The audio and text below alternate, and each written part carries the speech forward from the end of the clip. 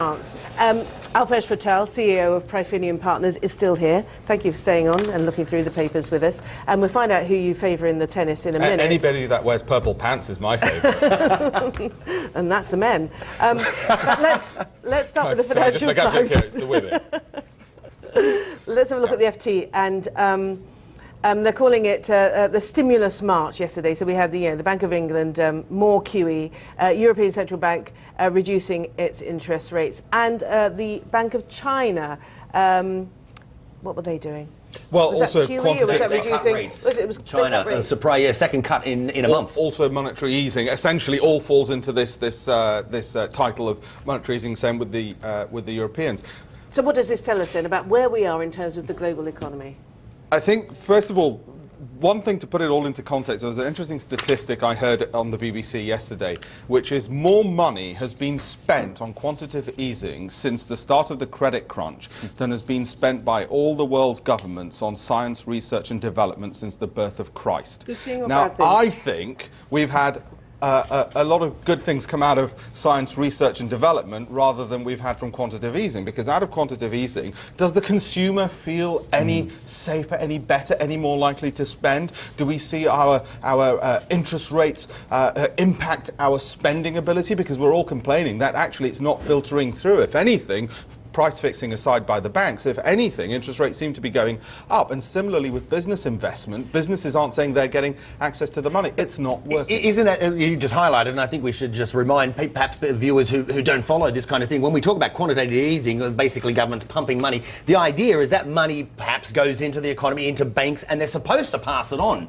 right, to consumers, to businesses, and everybody will swear blind that we're not seeing that, as you were just saying. Exactly. If you want to know what quantitative easing is, it's a bit like when you've got a credit card and you've got to pay off the debt, you get another credit card and just transfer it to that credit card, and that's what it is. You're basically transferring debt from one part of yourself to another part of yourself. And the idea with the banks is they offload, because they're buying government bonds, is what the government's doing. It's buying its government own bonds. Debt, right? Yes, it's buying its own debt from one credit card to another. And the idea is that the banks don't want to buy government debt, and so the government's having to buy it itself. And because the banks aren't putting the money into buying government debt, it's got the money spare to lend, in theory, to business. It isn't doing that. Yeah. Instead, they're getting very fat profits from the interest rate differences and from playing the markets and so on. They're getting very fat profits, but we're certainly not, as businesses and consumers, seeing any benefit in that from the money trickling through. So why don't they spend the money instead on science, research and development,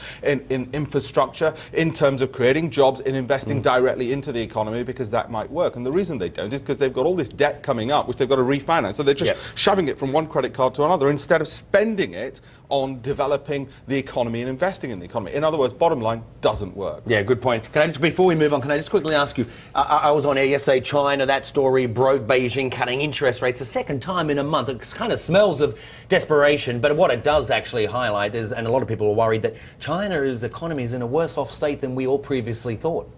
I just came back from Hong Kong yesterday, where there were huge protests against the Chinese president being there at the weekend for the 15-year anniversary of the handover. And my sense is not that they're in any sense of panic, it's just that they are trying to control the economy. They live in, whilst it's a communist stroke capitalist economy, it's still very much a command and control economy, and they're just trying to control the level of a soft landing, you might call it, or the level of growth, the level of inflation, because all of these things, their key concern is not to give rise to social unrest.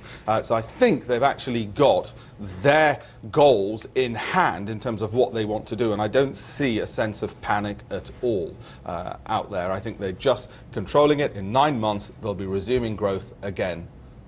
Okay. Positive. Well, okay. I'll keep you on that one, we'll see. Yeah. Moving on to the Gulf news now, in Syria. The international community is dithering, isn't it? But there's another meeting, the Syrian Friends meeting, but the Russians, the Chinese are not going. And I think from this article, what really stuck out for me was the fact that there's a warning from the Iraqi foreign minister that al-Qaeda fighters are leaving Iraq and going to Syria. Now, President Assad has long maintained that a lot of the violence is being instigated from abroad. So this might actually add a little bit of weight to what he's saying. Yes, well, there's several dimensions here. First of all, as you mentioned, the Chinese are not going. As I said earlier, there was about over 100,000 people protesting in Hong Kong. I think the Chinese have got their focus on social unrest, and the reason they don't want to, one of the reasons they don't want to be involved with Syria is because it could set a precedent for foreign involvement in domestic affairs, which they certainly wouldn't want to happen.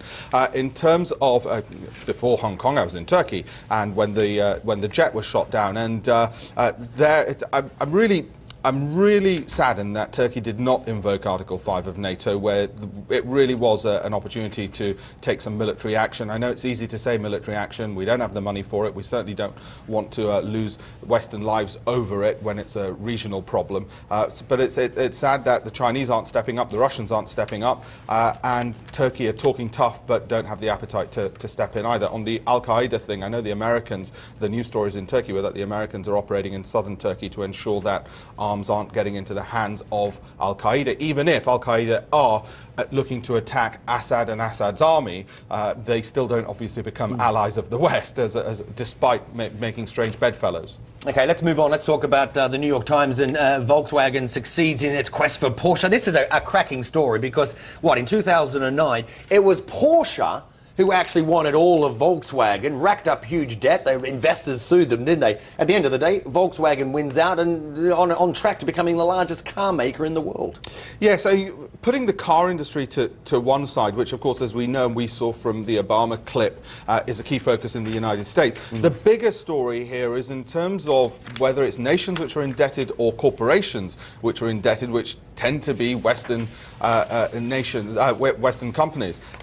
Inward investment and the ability to, the inability rather to finance, and therefore the ability of foreign companies, or in this case, of course, it's domestic companies, but foreign companies to come in, cash-rich companies to come in and acquire.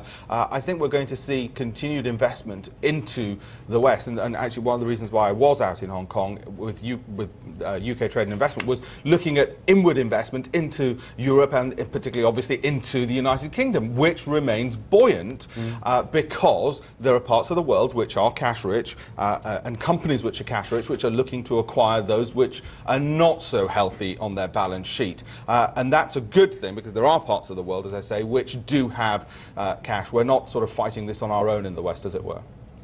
Now, moving on to The Independent, and imagine you get on a bus, you're going to have a leisurely trip from Preston down to London. I don't know how many hours it takes, maybe 3-4 hours on the motorway. And it stops. You've got to get off. Everyone on the bus has got to get off one by one at 10-minute intervals with the hands clearly visible, police officers with guns looking on.